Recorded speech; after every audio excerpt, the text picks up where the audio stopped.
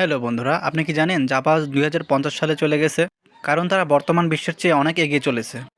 তারা মোটরসাইকেল কিংবা গাড়ির বদলে এমন একটা জিনিস আবিষ্কার করেছে যেটা একজন কিংবা দুইজন নিয়ে উঠতে পারে, এক জায়গা থেকে অন্য জায়গায় যেতে পারে, ড্রোনের মতো। দেখতেই পাচ্ছেন প্রায় ড্রোনের মতোই অবস্থা।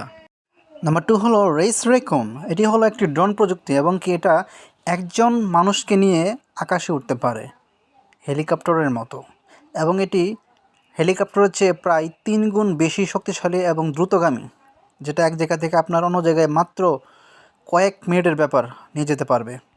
এটা বিশেষ করে বাইকের বদলে অফিস থেকে বাড়ি আসার পর্যন্ত এবং বাড়ি থেকে অফিসের জন্য এটি বিশেষভাবে তৈরি করা হয়েছে, যা জাপানের দ্বারাই সম্ভব।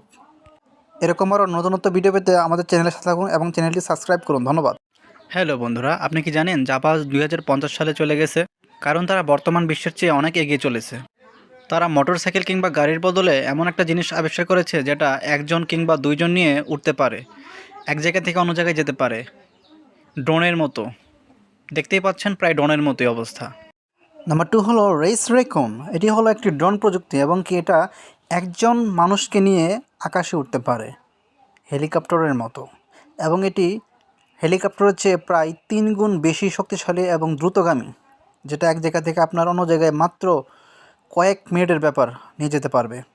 এটা বিশেষ করে বাইকের বদলে অফিস থেকে বাড়ি আসার পর্যন্ত এবং বাড়ি থেকে অফিসের জন্য এটি বিশেষভাবে তৈরি করা হয়েছে, যা জাপানের দ্বারাই সম্ভব। এরকম আরও নতুনত্ব ভিডিও পেতে আমাদের চ্যানেলের সাথে থাকুন এবং চ্যানেলটি সাবস্ক্রাইব করুন। ধন্যবাদ।